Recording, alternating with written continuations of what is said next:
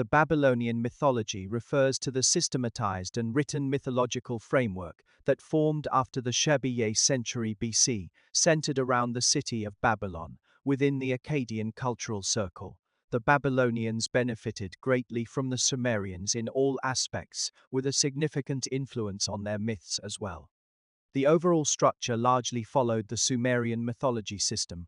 However, for those who have watched my two core civilization history episode, you should know that the Sumerian civilization was very much like ancient Greece, not a unified state but rather a collection of independent city-gen states. Although there were powerful city-gen states like Uruk and Ura, until the end of the Sumerian civilization, no unified Sumerian empire ever emerged. But Babylon is different. If Sumer resembles ancient Greece, then Babylon is more akin to ancient Rome.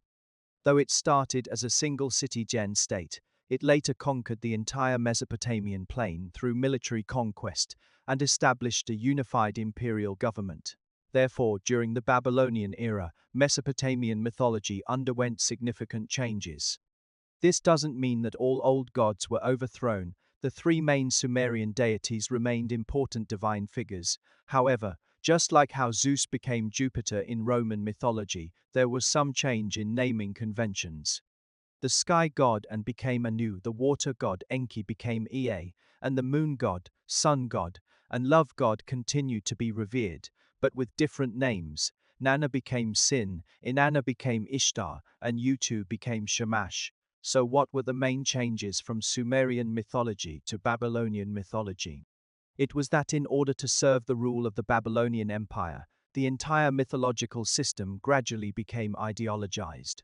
Sumerian mythology was a natural city-gen-based mythology, while Babylonian mythology became an imperial order mythology.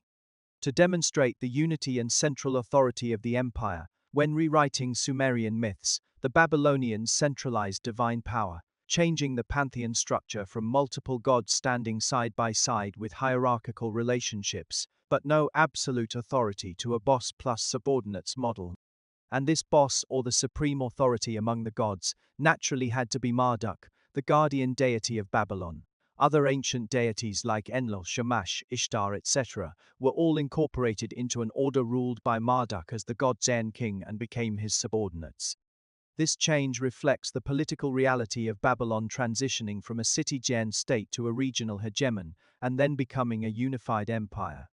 Unlike Sumerian mythology with countless independent versions where each city-gen state had its own narrative, Babylonian mythology has a unified narrative and an authoritative official text, the Epic of Enuma Elish. Next, I'll tell you about this epic, the most complete and ancient one discovered so far. Different from Sumerian creation myths, Babylonian creation myths believe that at the beginning of the universe, there was a chaotic ocean. Two gods emerged from it, Apsu, god of fresh water, and Tiamat, goddess of salt water. One day, Apsu's fresh water flowed into the sea and combined with Tiamat's seawater to give birth to two male gods, Lamu and Lahamu. These two gods formed a layer of mud at the bottom of the ocean. After an unknown period of time, these original deities merged again, giving birth to the sky god Anshar and earth goddess Kishar, who established the boundaries between heaven and earth. From then on, divine creation accelerated rapidly. Anshar and Kishar combined to give birth to the sky god Anu, who in turn united with a rain goddess Antu to produce wind god Anlil and water god Ea, among others. These new gods then gave rise to many more generations of deities. Thus, the first batch of divine beings in the universe was formed. As the number of gods increased, conflicts began to arise between them. To resolve these disputes, they decided to elect a king of the gods. However, who should it be? The two creator gods Apsu and Tiamat returned to the abyss after giving birth to Anshar and Kishar and rested there. The other gods felt no need to disturb them, so the oldest among them, Anshar, elected his eldest son Anu as king of the gods, thus establishing the first generation of divine rule in heaven. Subsequently, the gods created light between heaven and earth, built magnificent temples, and lived a noisy life. The creator god Apsu, who often suffered from insomnia while resting in the abyss, was even more unable to sleep due to this noise. So he decided to come out and see what all the commotion was about. What he discovered shocked him. His descendants had created heaven and earth without his knowledge and elected a king of the gods. Apsu became enraged and decided to eliminate these disrespectful offspring in order to maintain his authority and silence the noise. He first targeted the water god Ea, but the cunning Ea cast a sleep spell on Apsu and killed him while he was asleep. This way Apsu no longer had to worry about insomnia because he would never wake up again. With this victory over Apsu, Ea won the heart of goddess Damkina, with whom he had a son named Marduk. However, when the gods in heaven celebrated their triumph, Tiamat mourned in the abyss and vowed revenge for Apsu's death. She created dragons, spewing venom, ugly scorpion people, sharp ten-toothed fishmen, fierce storm giants, and other deities, gathering all sea creatures to form an army led by her son Chingu, launching a war against the gods of heaven. Aiming to reclaim divine authority and make these disrespectful offspring pay with their blood, the gods in heaven naturally couldn't sit idly by. They immediately convened a meeting to discuss her. After some discussion, King Anu decided that Ea, who had killed Apsu, should once again take charge as the commander of the heavenly army. Initially, Ea did not disappoint his trust and Lucii and repeatedly defeated the Sea Realm army led by Chingu, but unexpectedly, the goddess of creation Tiamat personally stepped in afterward and caught her off guard, leading to the complete defeat of Ea's heavenly army. Tiamat then began a massacre in heaven. Anu could only gather the gods in despair again and ask who was willing to challenge the mother of the gods. At this point, Ea's son Marduk appeared and volunteered to fight Tiamat with one condition, that Anu must give him the authority of king of the gods. The heavenly gods had no other choice at this time, and Anu knew that losing power was better than death. So he agreed to Marduk's request. Thus Marduk bravely set out for battle and indeed lived up to expectations by capturing Tiamat with a giant net woven from wind and shooting an arrow through her heart. Without Tiamat, the Sea Realm army instantly collapsed. From then on, the gods initiated a new dynasty, ushering in a new order with Marduk as God-Gen king. After becoming king of the gods, Marduk tore Tiamat's body into two halves like fish slices, one half hanging in the sky and the other remaining on earth, thus dividing heaven from earth. To ensure that the gods could be served and rest, Marduk sacrificed Chingji and used his blood as raw material to create humans through Ea's magic power. Marduk also built beautiful temples on earth, where he held sacrifices to secure eternal succession of his rule. This kingdom established by a god in human society is Babylon, meaning Gate of the Gods.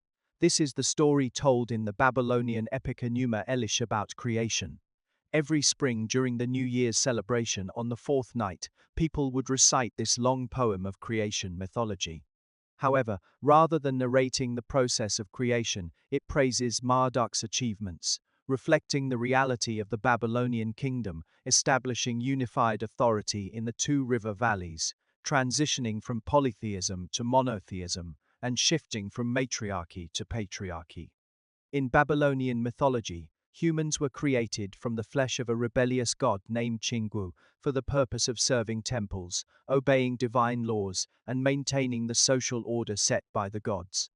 This aligns spiritually with Hammurabi's code, the first historical legal code established by Hammurabi, who founded the Babylonian Empire. Thus, it's clear that Babylonian mythology is closely tied to imperial politics. However, as those of you who watched my Mesopotamian civilization history video know, Hammurabi's Babylonian Empire was short-lived. After his death, it quickly declined and lost territory, shrinking back to just the city of Babylon before being conquered by foreign tribes. Thus, the myth about the god of death, Era destroying Babylon, emerged. Era is a powerful, violent, unpredictable god in Babylonian mythology, who corresponds to Nergal in Sumerian mythology.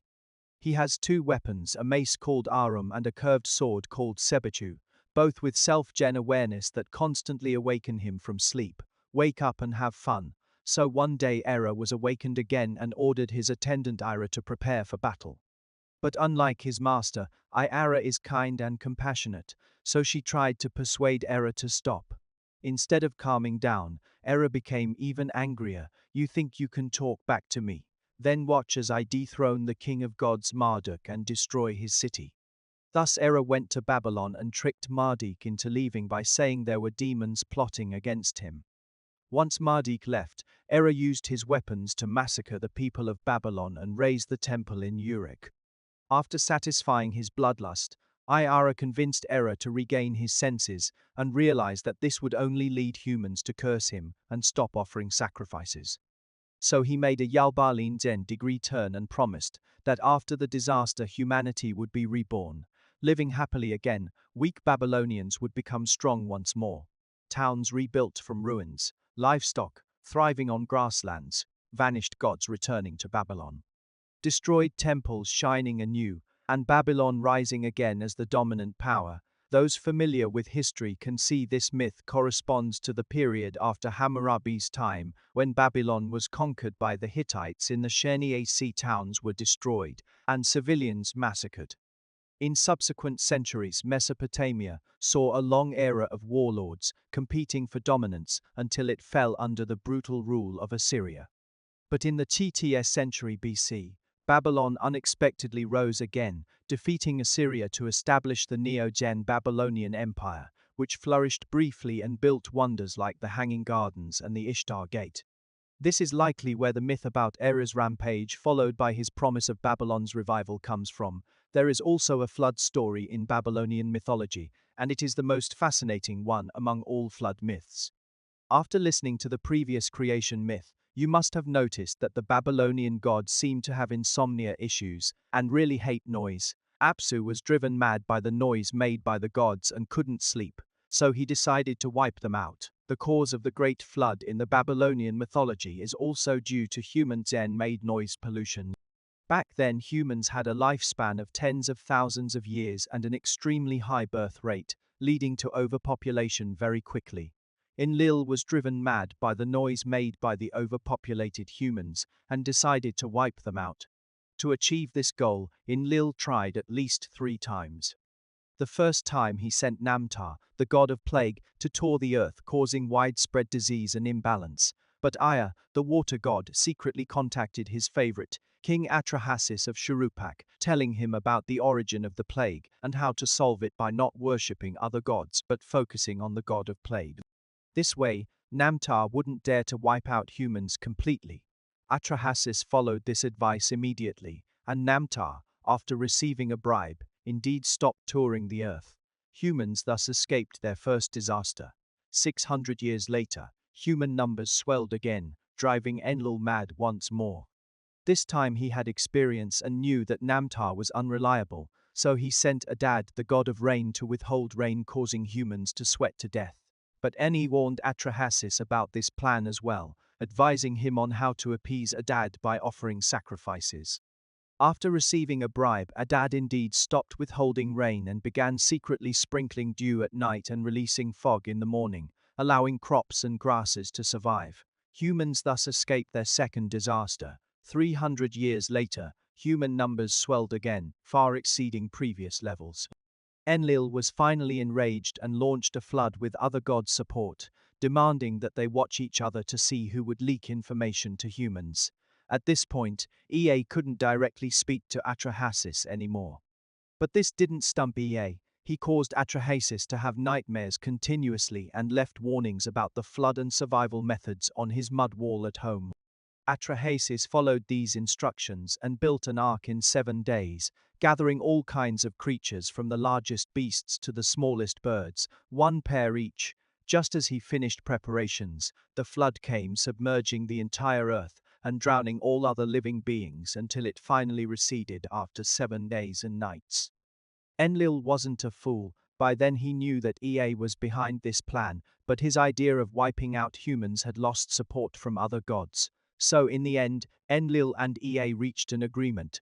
Enlil accepted human survival and granted Atrahasis immortality, while Ea agreed to shorten human lifespan and reduce their fertility.